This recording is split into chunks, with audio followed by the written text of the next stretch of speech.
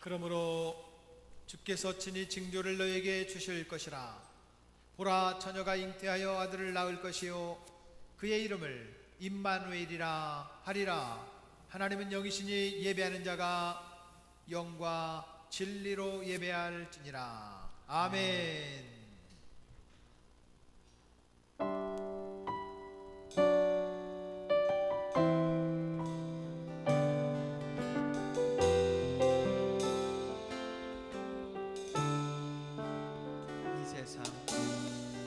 이 세상 가장 아름다운 순종의 눈물, 온 세상 다시 빛나게 한 생명의 눈물, 그가 이 땅에 오신 이유 죽어야 살게 되고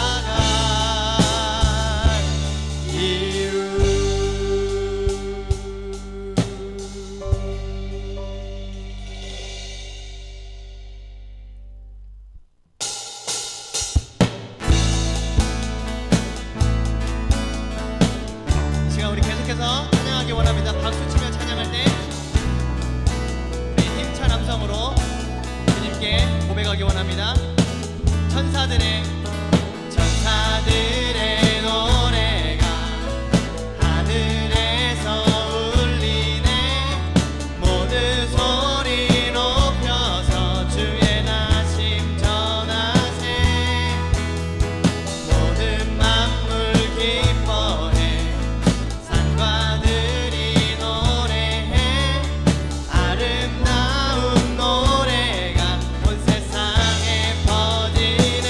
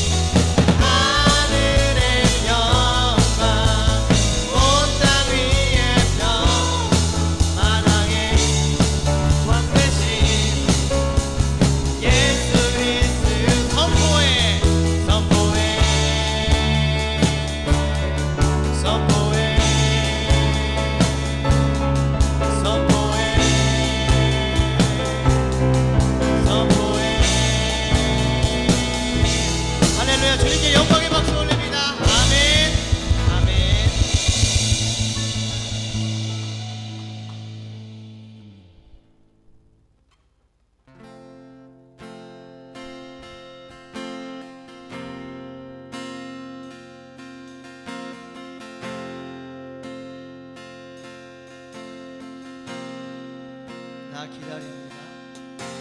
나 기다립니다. 내 영혼 지치고 더 이상 견뎌낼 힘조차 없어도 그러나 내 맘을 주실래 합니다. 주님만 내 삶의 주인 되시니 주를 기다려 내 영 잠잠히 의심의 파도 덮쳐와도 흔들리지 않고 서서 주만 바라보리라. 주를 기다려 폭풍 속에도 준성 내게 멀어도 주 날 인도하시니 주만 의지합니다. 나 기다립니다. 나 기다립니다. 내 영혼 지치고 더 이상 견뎌낼 힘조차 없어도 그러나 내 맘을 주실래 합니다. 주님만 내 삶의 주인 되시니 주를 기다려 내 영 잠잠히 의심의 파도 덮쳐와도 흔들리지 않고 서서 주만 바라보리라. 주를 기다려 폭풍 속에도 준성 내게 멀어도 주 날 인도하시리니 주만 의지합니다. 주를 기다려 내 영 잠잠히 주를 기다려 내 영 잠잠히 의심의 파도 덮쳐와도 흔들리지 않고 서서 주만 바라보리라. 주를 기다려 폭풍 속에도 준성 내게 멀어도 주님 인도하시리니 주만 의지합니다. 주를 기다려 내 영 잠잠히 주를 기다려 내 영 잠잠히 의심의 파도 덮쳐와도 흔들리지 않고 서서 주만 바라보리라.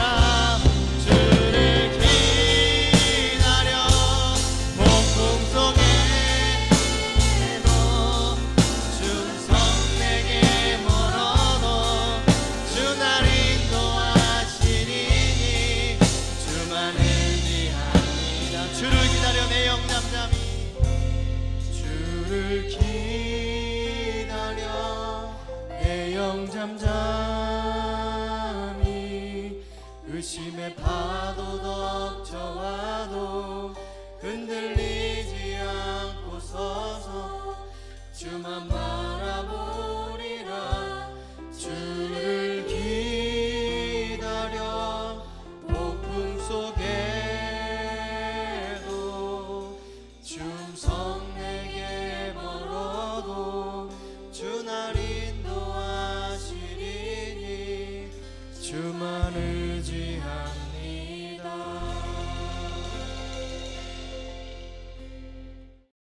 오늘 우리에게 주신 하나님의 말씀 마태복음 1장 21절부터 25절까지인데요. 제가 한 절, 여러분들 한 절, 한 절씩 봉독하도록 하겠습니다. 아들을 낳으리니 이름을 예수라 하라. 이는 그가 자기 백성을 그들의 죄에서 구원할 자이심이라 하니라.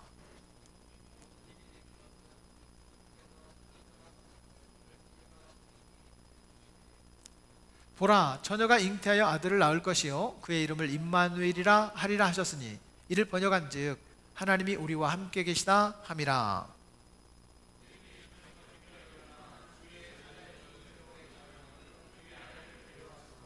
함께 보겠습니다. 아들을 낳기까지 동침하지 아니하더니 나음에 이름을 예수라 하니라. 아멘. 말씀의 제목을 여러분 한번 따라서 말씀해 주시기 바랍니다. 구원을 이루자. 저는 죄인입니다. 예수님 믿기 전에는 이 사실을 몰랐습니다.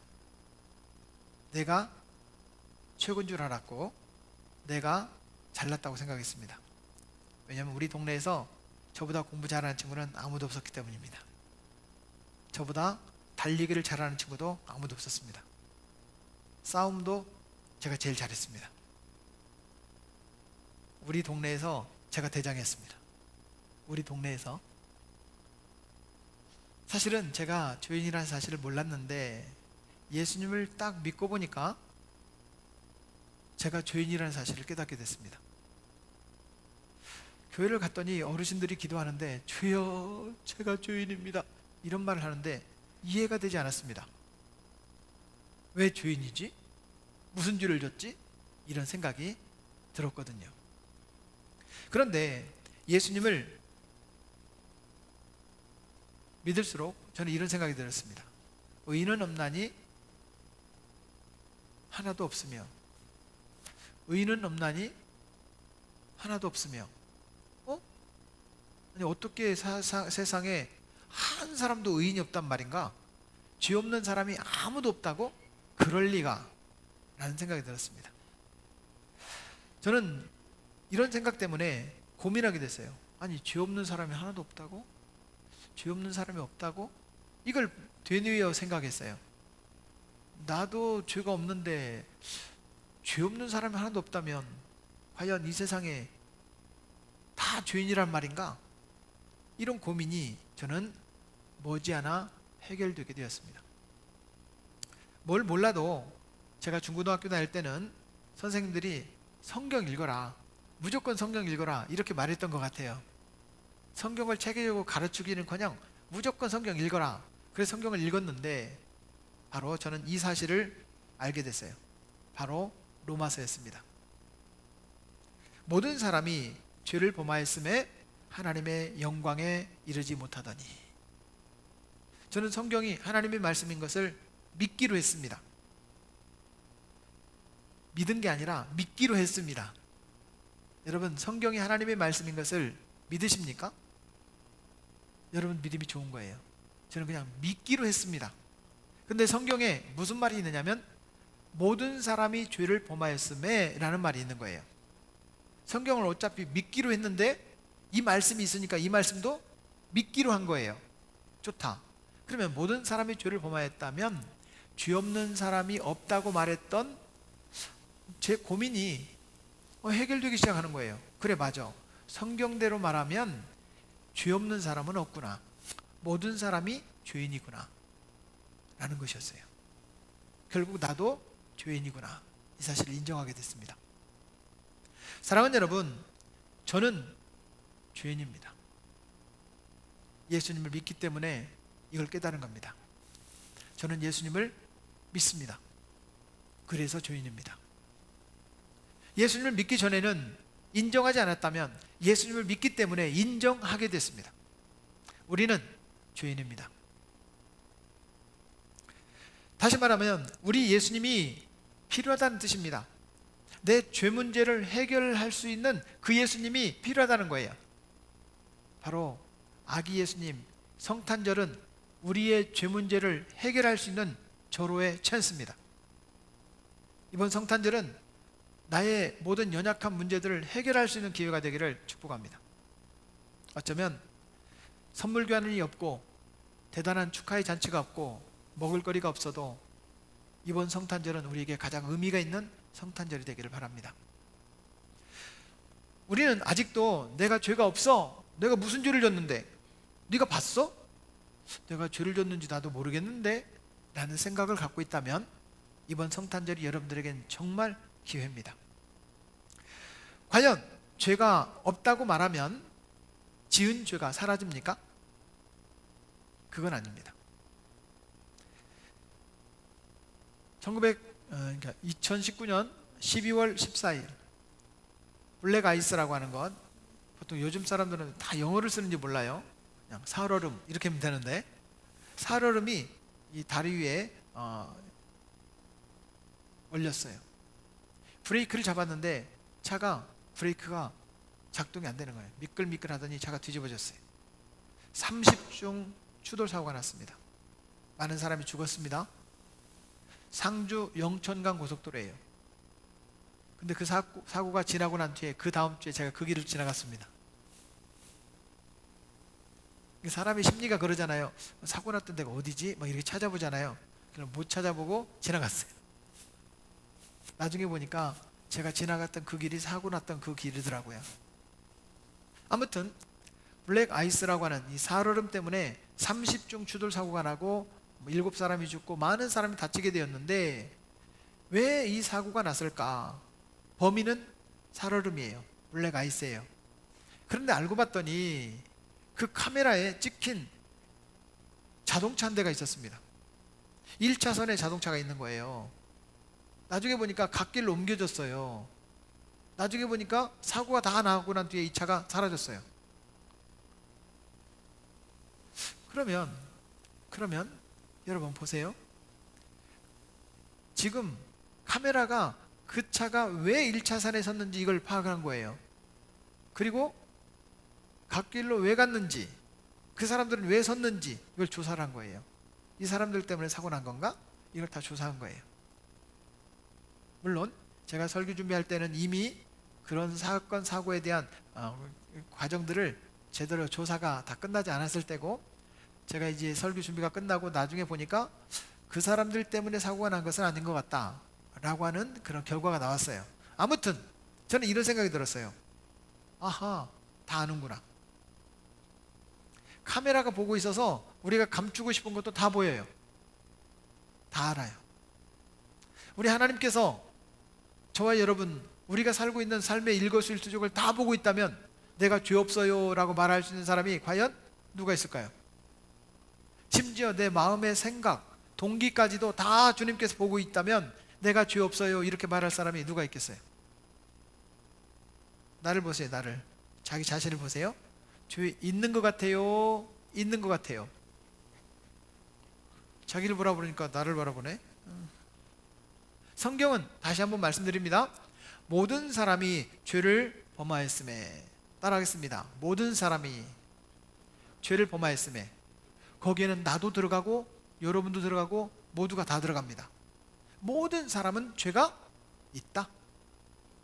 그러면 모든 사람이 죄가 있다면 그 죄 문제를 해결해야 되는데, 죄 문제를 해결하시기 위하여 예수님이 오셨다는 겁니다.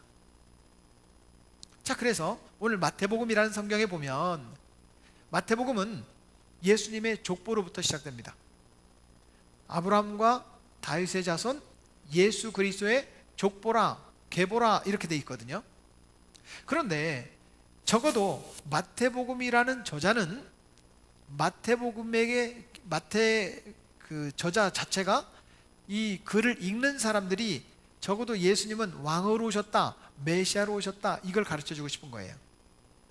그래서 왕의 복음이라고 말을 하거든요. 예수님은 왕으로 오셨는데 그 왕이신 예수님이 과연 우리에게 어떤 의미가 있느냐, 이걸 말씀드리고 싶은 거예요. 유대인들은 메시아를 기다렸습니다. 왕을 기다렸어요. 적어도 유대 역사 가운데 다윗과 솔로몬의 그 영광스러운 때를 회복하고 싶은 거예요.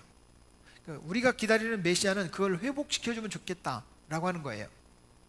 평가는 여러분들이 맡길게요. 우리나라 역사 중에서 어떤 시대를 회복했으면 좋겠어요? 우리나라 역사 중에 저는 고구려 시대, 만주가 우리 땅이었던 그 시대를 좀 회복하면 좋겠어요. 만주는 우리 땅, 너무 좋지 않아요? 대마도도 우리 땅, 너무 좋잖아요. 그럴 수 있으면 좋겠다고 생각하는데, 유대인들은 어떤 시대? 다윗과 솔로몬의 시대를 회복했으면 좋겠다는 거예요. 여러분, 우리는 그 시대를 회복하기 위해서 누가 오실 거다? 메시아가 올 거다, 왕이 올 거다 라고 기대하는 유대인들에게 마태는 적어도 왕이 오셨다, 메시아가 오셨다, 이걸 가르쳐 주는 거예요. 이 마태복음의 기록은 AD 60년경이니까 여러분, 예수님이 오실 때부터 일기 쓰듯이 기록한 것이 아닙니다. 예수님이 이 땅에 오셔서 33년의 사역을 마치고 십자가의 죽음, 부활, 승천하시고 난 뒤에 한 시대가 지나고 이제는 사람들의 머릿속에서 예수님에 대해서 기록이 잊혀져 가는 때, 그때 기록된 거예요. 그러니까 저자는 뭔가 의도가 있어요. 사람들에게 이걸 좀 가르쳐주고 싶어. 예수님은 봤지? 왕이셔. 봤지? 예수님은 뭐야?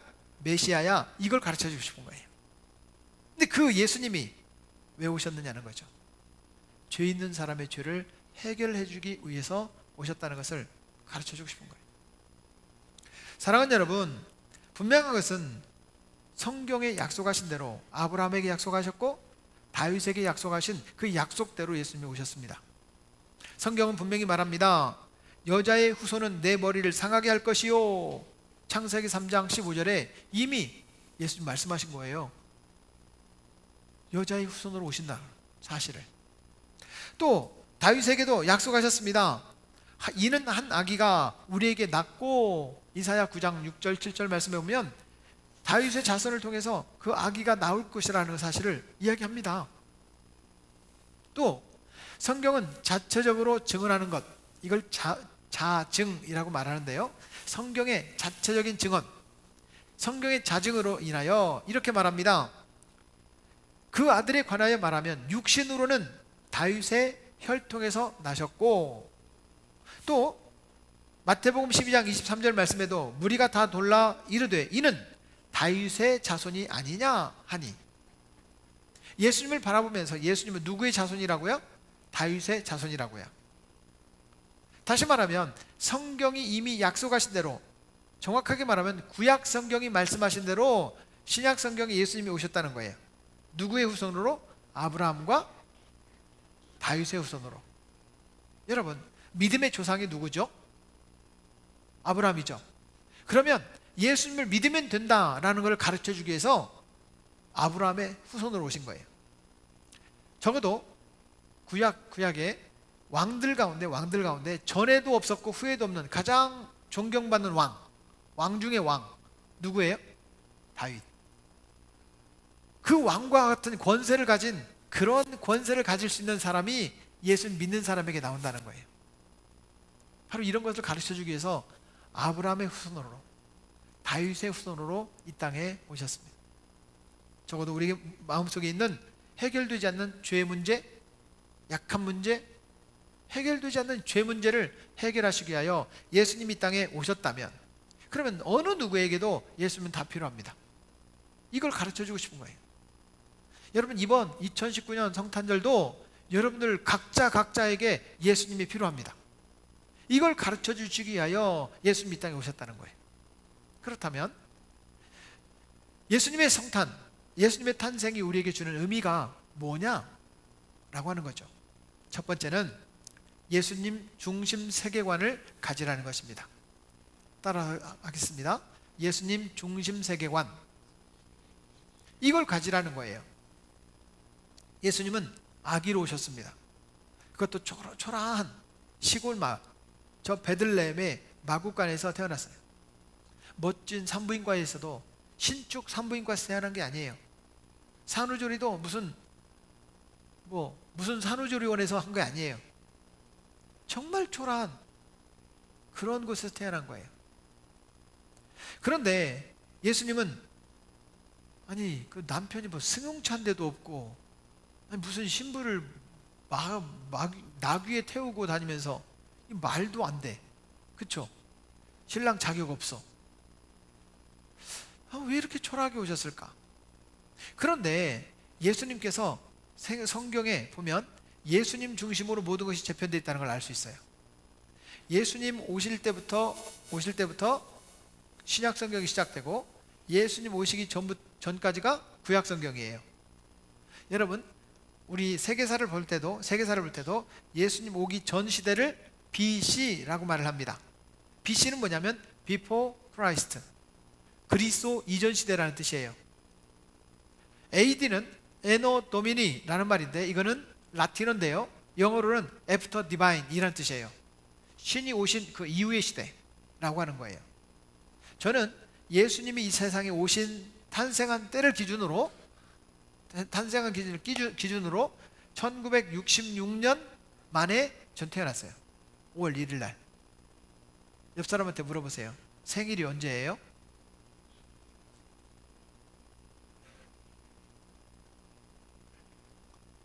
여러분, 그 생일을 말할 수 있는 사람은 이미 여러분들은 예수님 탄생 기준으로 몇 년 만에 태어난 겁니다 라고 하는 것을 인정하는 거예요. 그 말은 여러분 예수님 중심사관으로 이미 살고 있다는 뜻이죠. 자, 또 한 번 묻겠습니다. 여러분, 오늘이 며칠이에요? 2019년 12월 22일. 그렇게 말하는 여러분들은 이미 예수님 중심사관으로 살고 있는 거예요. 왜냐하면 예수님 탄생부터 2019년째 되는 12월 22일이라는 것을 여러분들이 입술로 인정한 거거든요. BC와 AD, 역사의 중심에 예수 그리스도가 있으십니다. 이것을 인정하라는 거예요. 이게 성탄입니다. 이번 성탄절을 맞이하면서 여러분 예수님 중심으로 살겠습니다 이렇게 고백하는 저와 여러분 되기를 축복합니다. 두 번째는 약할 때 강함을 주시는 분이라는 사실을 믿으라는 거예요. 따라하겠습니다. 약할 때 강함을 주시는 분, 이거 믿으라는 거예요. 예수님이 왜 이렇게 초라하게 오셨을까?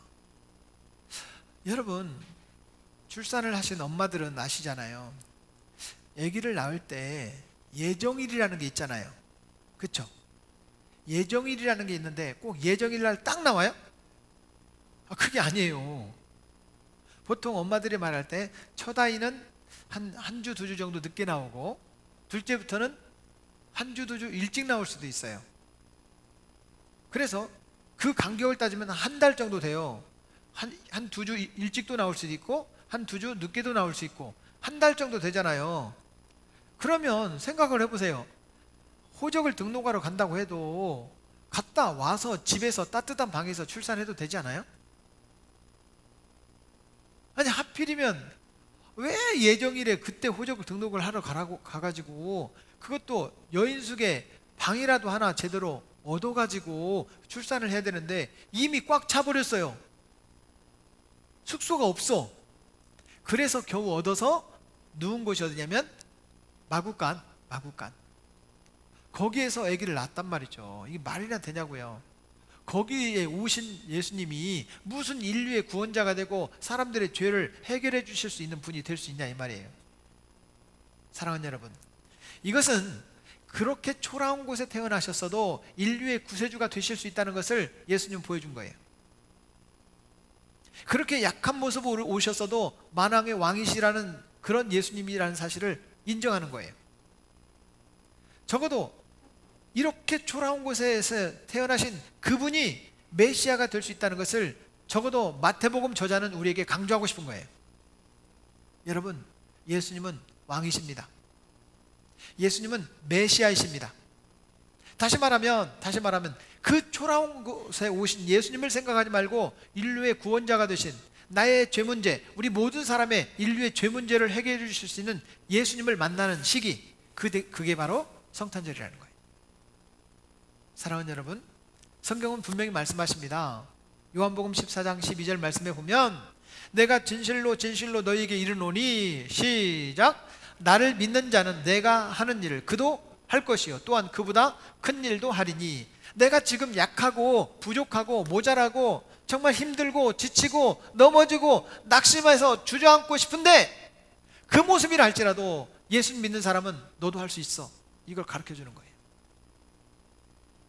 사랑하는 여러분, 내 형편을 바라보지 말고 내 초라함, 내 모습을 바라보지 말고 저 마구간에 태어난 예수님이 인류의 구원자로 사역하실 수 있었다면 우리에게도 그런 능력을 주셨다는 거예요. 그것을 깨달으라는 거예요. 이번 2019년 성탄절은 초라한 내가 아니라 예수님을 제대로 만나는 성탄절이 되기를 축복합니다. 자, 옆 사람에게 예수님 만납시다. 마가복음 9장에도 주님은 말씀하십니다. 예수께서 이르시되 할 수 있거든이 무슨 말이냐? 시작. 믿는 자에게는 능히 하지 못할 일이 없느니라. 믿는 자에게는 능치 못할 일이 없느니라. 이걸 가르쳐주고 싶은 거예요. 그 예수님을 믿으라는 거예요. 초라한 예수님을 믿지 말고 능력을 주시는 예수님을 믿읍시다. 또 성경은 말해요. 내게 능력 주시는 자 안에서 모든 것을 할 수 있느니라. 여러분, 우리 아버지가 대기업의 총수인데 나도 부자다. 이 감동이 안 돼요. 감동이 안 돼요. 우리 아버지는 나한테 물려준 것이 아무것도 없어. 근데 내가 하나님의 은혜로 자수성가했어. 이런 사람이 감동을 주는 거예요. 여러분, 내 초라한 모습이 오히려 많은 사람들에게 감동을 줄 수 있어요. 그 주님의 능력을 붙잡는, 그런 능력 주시는 예수님을 만나는 이번 성탄절이 됩시다. 화려한 불빛이, 화려한 선물이 나에게 주어지지 않는다 할지라도 예수님 만나면 그것이 최고의 선물입니다. 이번 성탄절은 그 예수님을 만날 수 있기를 바랍니다. 제가 항상 드리는 말씀이지만 잘난 사람은 잘난 대로 살고 못난 사람은 못난 대로 살고, 아니요, 믿음으로 살아야지. 내가 부족하니까 어떻게 살자? 믿음으로 삽시다. 옆 사람 손잡고 얘기해 줍시다. 믿음으로 삽시다. 내가 부족하니까 믿음으로 살아야 돼요. 사랑하는 여러분, 잘난 사람은요 내버려 두세요. 하지만 우리는 부족하니까 믿음으로 사셔야 됩니다. 우리 주님은 그렇게 초라한 모습으로 오셨지만 모든 인류의 죄를 해결하시고 구세주가 되시고 메시아로, 왕으로 오셨습니다. 내가 지금 바라보면 내 자신이 이게 뭐야, 이거 대단한 부자도 아니고 정말 월세에 보험금 때문에 이게 막 힘들고 지치고 왜 이렇게 난 돈이 없지 고민하는 분들, 주님 만나십시오. 주님 만나면 그때부터 해결되어지는 모습을 보게 될 것입니다. 제가 목회를 하다 보니까 저는 이런 모습을 많이 봐요. 잘난 사람이 잘났다, 별로 안 부러워요. 근데 너무 부족하고 힘든데 하나님께서 축복하셔서 이렇게 됐다, 그러면 막 너무 좋은 거예요. 근데 제가 딱 보니까 우리 교회는 너무 좋을 것 같은 준비가 다 돼 있는 사람만 있어. 아니, 지금 좋은 게 아니고 이거 아멘 할 게 아닌데, 이럴 땐 침묵해야 될 거예요. 너무 좋을 것 같은 준비가 돼 있는 사람들, 여기 있는 사람들이 아니고 여기 있는 사람들만 있는 것 같아. 옆 사람 보세요. 부족해 보여요? 부족해 보여요? 부족해 보이죠? 엄청 부족하면 이제부터 좋은 일 생길 거예요. 예수님 만나는 성탄절 되기를 축복합니다. 그 모습을 가르쳐주기 위해서 저 초라한 모습으로 예수님 찾아오셨어요. 나의 초라한 모습을 발견합시다. 그리고 주님을 만나십시오. 거기서부터 내 인생의 의미를 발견하게 될 것이고요, 주님의 능력을 발견할 겁니다. 주님은 우리에게 분명히 약속하셨습니다. 하나님이 세상을 이처럼 사랑하사 독생자를 주셨으니 이는 그를 믿는 자마다 멸망치 않고 영생을 얻게 하려 하심이라. 예수님 믿는 자마다 영생을 얻게 하시겠다는 겁니다. 주님의 약속이에요. 그렇습니다. 하나님은 반드시 약속을 지키십니다. 그 약속 붙잡고 살아갈 수 있기를 주의 이름으로 축복합니다. 마지막 세 번째는 약속은 반드시 지키신다는 사실이에요.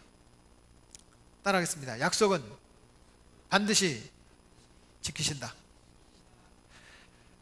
창세기에 여자의 후손을 통해 예수님이 나타나신다고 약속돼 있어요.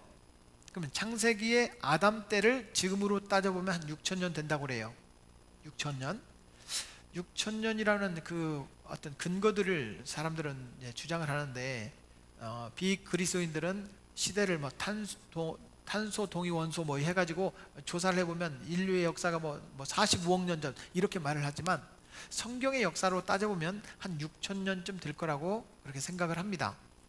그런데 아담 그 이전 시대, 그때부터는 어떻게 되는지 모르겠지만 적어도 창세기 12장에 보면 아브라함이 나와요. 아담 때부터 따지면 지금까지 6,000년인데 예수님이 탄생할 때까지는 4,000년이에요. 4,000년 전의 것을 약속하고 이루신 거예요. 또 아브라함 때 보면 아브라함은 AD 약 2,000년 사람이에요. 아브라함이 2,000년 전에 약속한 것을 예수님께서 2,000년 후에 태어나셨다는 거예요. 또 다윗 왕 때는 BC 1000년경이에요. 다윗 왕에게 다윗의 후손을 통해 메시아가 오시리라 약속하신 1000년 전의 약속이 이번에 이루어졌다는 거예요. 이게 성탄이에요. 그렇다면 지금으로 따지면 메시아가 오시리라고 약속하셨던 6,000년 전의 약속이 지금도 유효하고, 아브라함 때 약속했던 그 하나님의 약속은 지금도 유효하고, 다윗 때 약속하셨던 약속은 지금도 유효합니다. 하나님께서 그 약속을 지키신다는 거예요. 보세요. 하나님은 이미 우리에게 약속하신 것을 반드시 이루신다고 말해요. 하나님께서 우리에게 약속하신 것을 뭐라고 하냐면 언약이라고 말합니다. 언약은 재물을 이렇게 만들어 놓고 재물을 둘로 나누는 거예요. 그리고 언약을 약속하신 하나님께서 그 사이로 지나가시는 걸로 언약을 체결합니다. 다시 말하면 약속 안 지키면 죽는다, 이런 뜻이에요. 여러분, 죽음을 근거로 언약이 이루어졌어요. 하나님께서 우리에게 언약을 말씀하신 것은 그 약속대로 내가 이루어주겠다, 이런 얘기예요. 기도는 여러분, 내가 바라는 것을 채우는 게 아닙니다. 기도는 하나님이 약속하신 것을 붙잡는 겁니다. 그러면 하나님께서 뭘 약속하셨는가, 이걸 붙잡으면 되잖아요. 옆 사람한테 한번 물어보겠습니다. 옆 사람에게 얼만큼 부자가 되고 싶어요?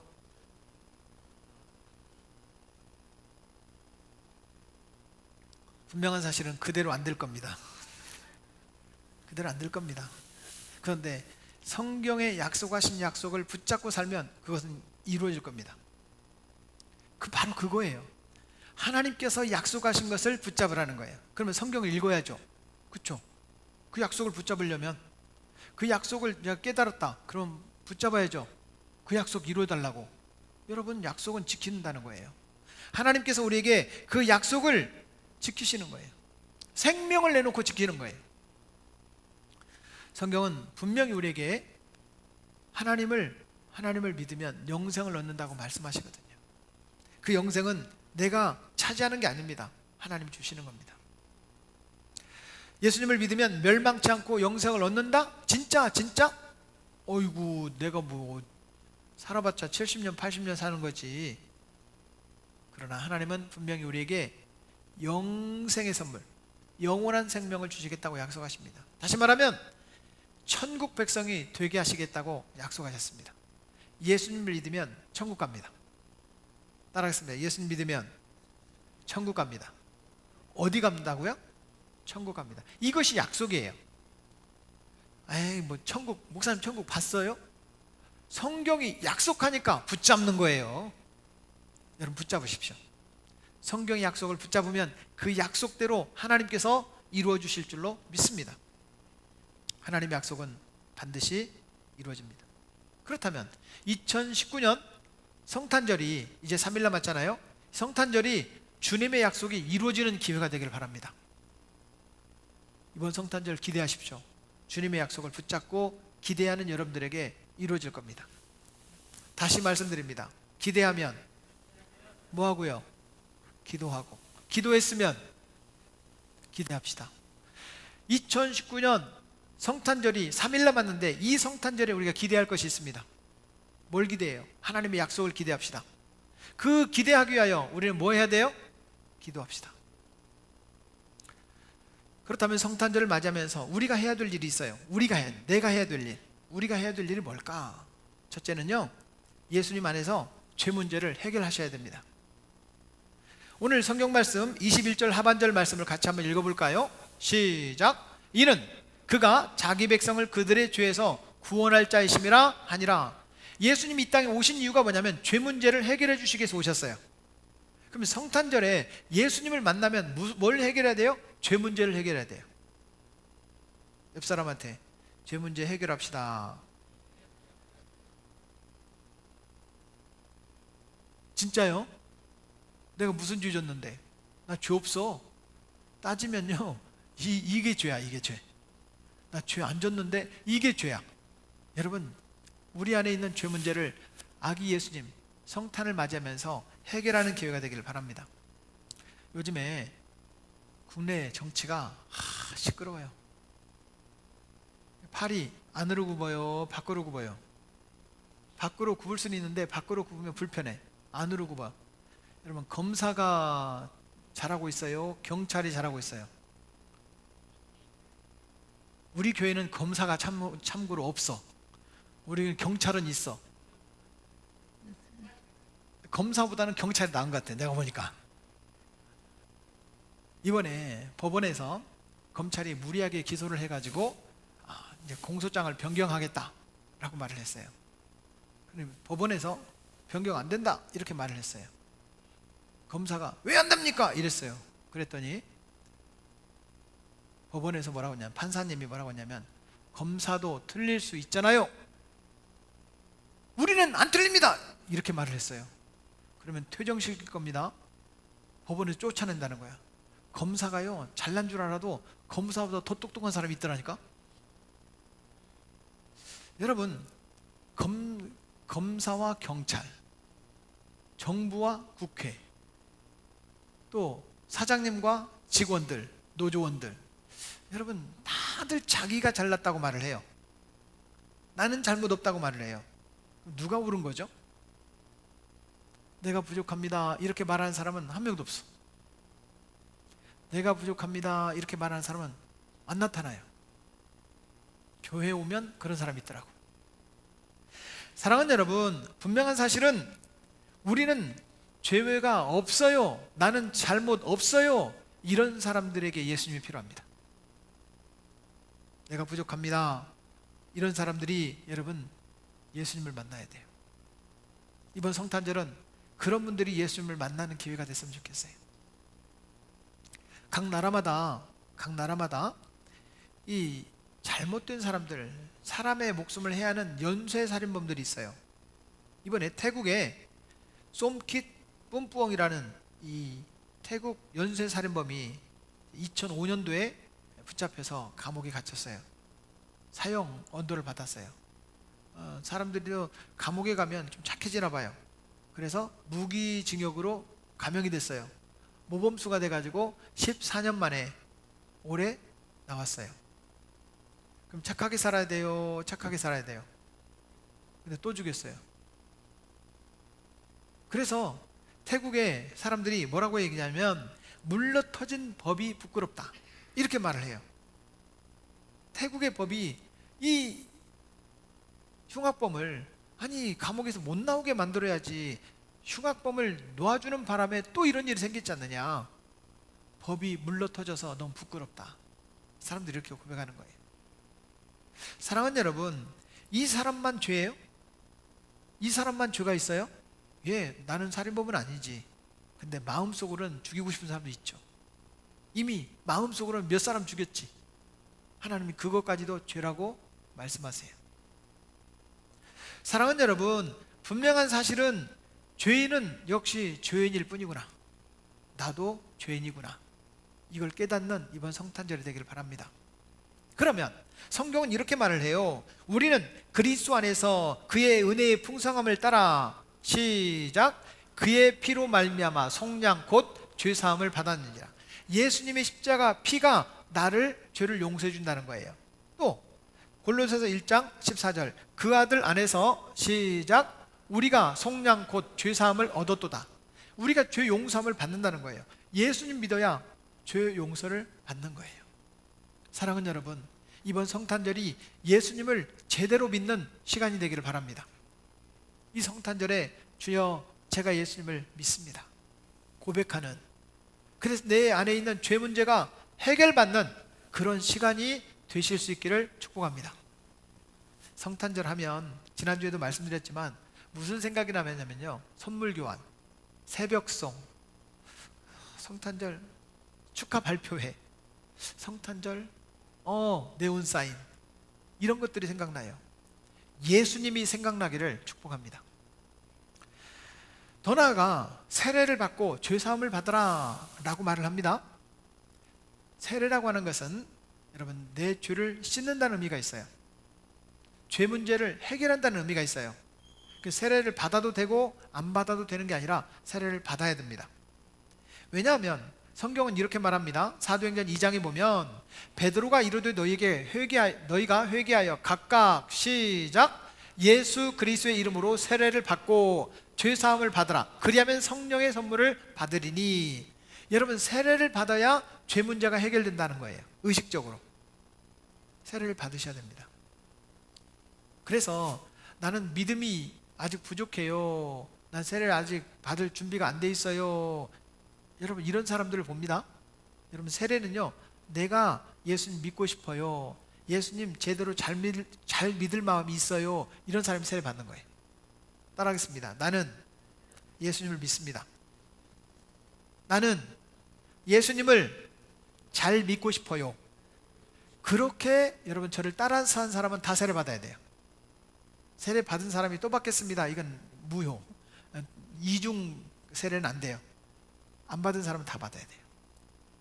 성경은 분명히 죄 문제를 해결해라 이렇게 말을 해요. 예수님이 이 땅에 오신 이유가 그 죄 문제를 해결하러 오셨다면 이번 성탄절에 여러분 죄 문제 해결하셔야 돼요. 그리고 우리 교회는 꼭 성탄절 날 세례식을 베풀거든요. 부활주일하고 성탄절에 의미가 있어요. 예수님 오신 그 이유가 여러분 죄 문제를 해결하신다면 내 죄 문제를 해결하는 성탄절이 되길 바랍니다. 기쁘고 행복하고 축하 발표하고 이것도 중요한데 그보다 더 중요한 것이 예수님 만나서 죄 문제를 해결하자. 이번 성탄절이 그런 성탄절이 됩시다. 두 번째는 예수님의 이름을 부르는 성탄절이 돼야 돼요. 우리가 할 일은 따라하겠습니다. 예수님의 이름을 불러야 합니다. 오늘 21절 상반절 말씀해 보면 아들을 낳으리니 이름을 누구라 하라? 예수라 하라. 25절 하반절에도 보면 아들을 낳음에 이름을 예수라 하니라 라고 말씀하고 있어요. 예수라는 말은 구원이라는 말이에요. 따라하겠습니다. 예수, 구원. 예수님을 믿는다, 구원을 받는다 이런 뜻이에요.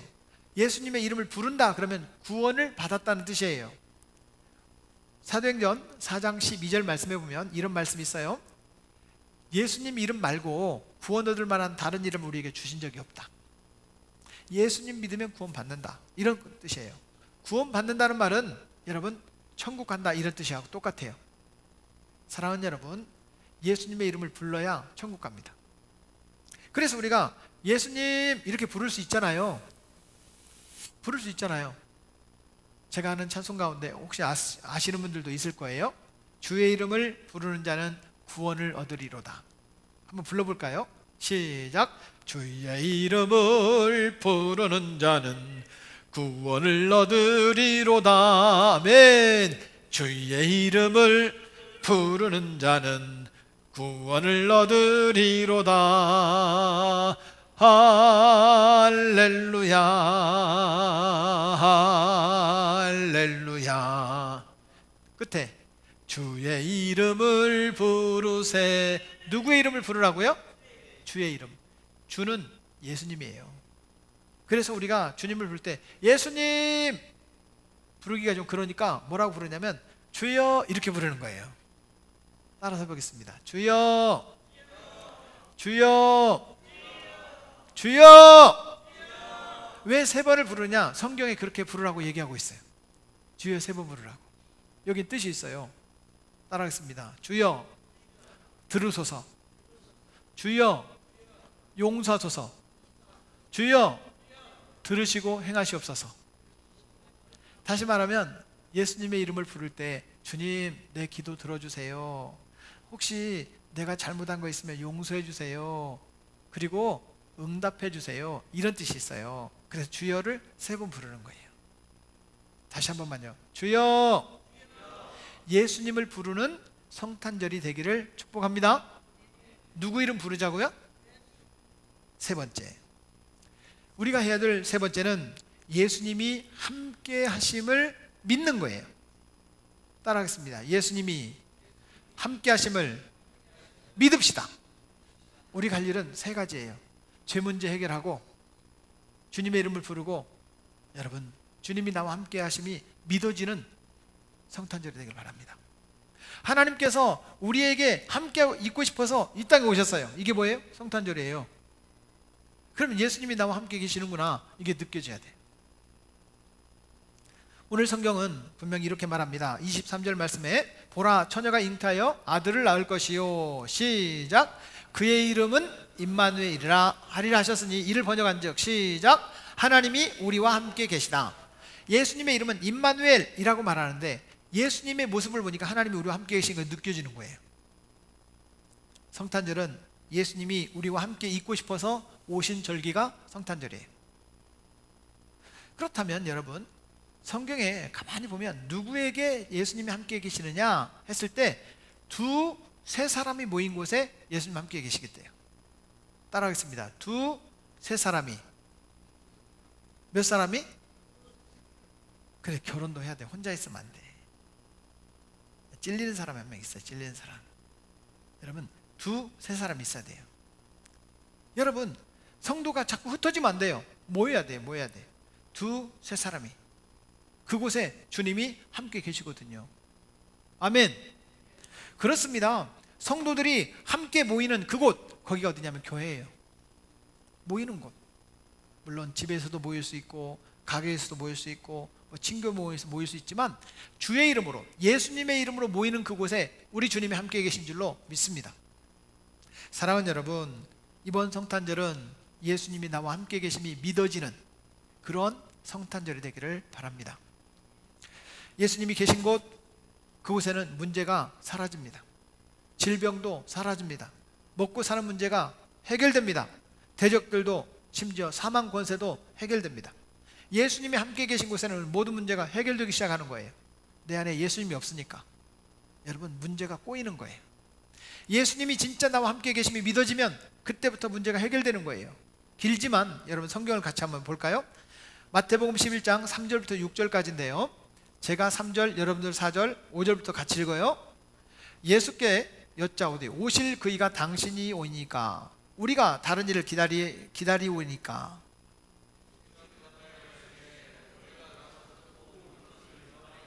시작. 맹인이 보며, 못 걷는 사람이 걸으며, 나병 환자가 깨끗함을 받으며, 못 듣는 자가 들으며, 죽은 자가 살아나며, 가난한 자에게 복음이 전파된다 하라.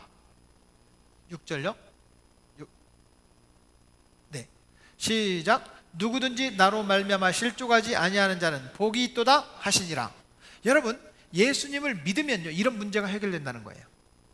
그런데 여러분, 5절 말씀에 다시 한번 보여주세요. 5절 말씀에 보면 이런 문제가 해결된다는 거예요. 여러분, 이번 성탄절에 예수님 믿고 이런 문제들이 해결되기를 바랍니다.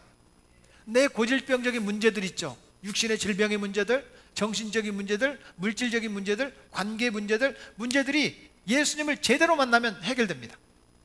근데 예수님의 마음으로 내가 내 아내를 못 바라보는 거예요. 예수님의 마음으로 내 남편을 못 바라보는 거예요. 예수님의 마음으로 어떤 분들을 못 바라보는 거예요. 예수님의 눈으로 볼 수 있는 이 시력이 떨어져 있어요. 여러분, 이번 성탄절은 예수님의 눈으로 바라볼 수 있는 시력이 회복돼야 돼요. 그러면요, 그때부터 해결되기 시작해요. 그런데 6절 말씀, 다시요. 6절 말씀에 보면 뭐라고 되어 있느냐? 복이 있도다, 이를 말해요. 성경은요, 우리에게 복을 주시고 싶어 하는 거예요. 우리가 못 받는 거예요. 사랑하는 여러분, 기독교는 복 받는 종교가 아닙니다. 약속된 것을 받는 거예요. 하나님께서 우리에게 약속하신 것을 받아 누리시기를 바랍니다. 고난도 주십니다. 고난도 받아야 돼요. 그러나 하나님께서 축복을 주십니다. 복을 받아야 돼요.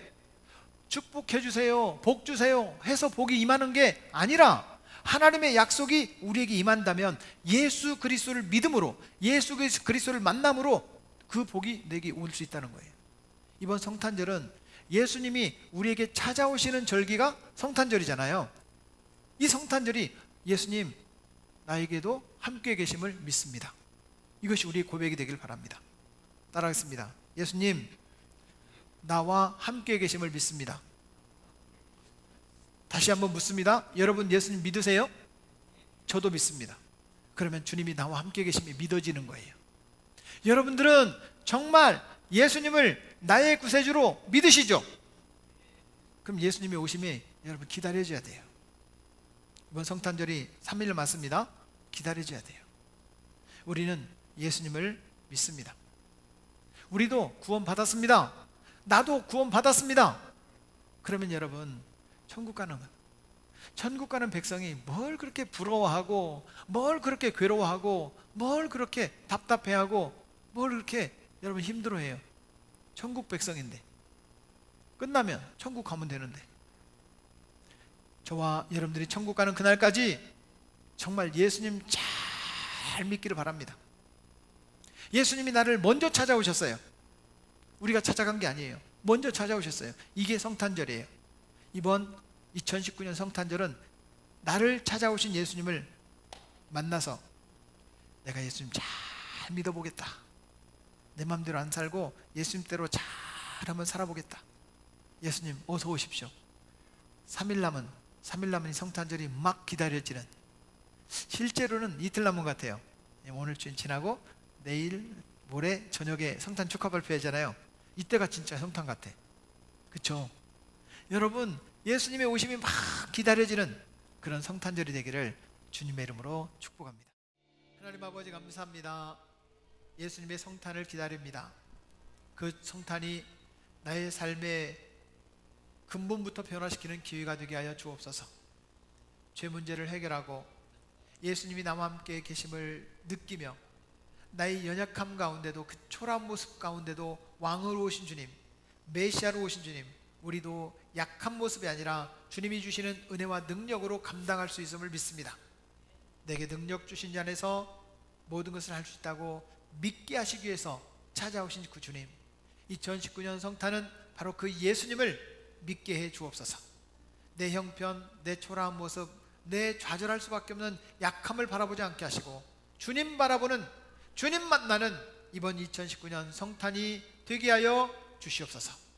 이제는 우리에게 찾아오셔서 힘과 능력이 되어주시는 예수 그리스도의 놀라운 사랑과 독생성자 예수 그리스도 이 땅에 보내주셔 저를 믿는 자마다 멸망치 않고 영생을 얻게 하시는 성부 아버지 하나님의 지극하신 은혜와 오늘도 우리와 동행하시며 내가 너에게 힘을 주노라, 예수 그리스도를 믿음으로 용기를 얻으라고, 감당할 수 있는 능력을 주시겠다고 지속적으로 깨닫게 하시고 우리와 함께 계시며 힘주시고 능력 주시는 성령님의 은혜와 사랑과 축복과 평강이 주의 말씀을 듣고 나도 예수님을 믿습니다, 예수님을 기다립니다, 죄 문제를 해결하고 주님 만나길 원합니다, 아니 주님이 나와 함께 계심을 믿습니다, 그렇게 고백하는 여기 모인 사랑하는 성도들 머리머리 위에, 가정 위에, 직장 위에, 사업장 위에, 또한 성도들의 기도 제목 가운데, 특별히 우리 자녀들의 미래와 소망 가운데, 이 나라의 민족 한국교회와 익산 땅 위에, 그리고 세계 열방 가운데 복음을 증거하시는 선교사님들과 그분들의 사역 가운데 이제로부터 영원까지 함께 계시기를 축원하옵나이다. 아멘.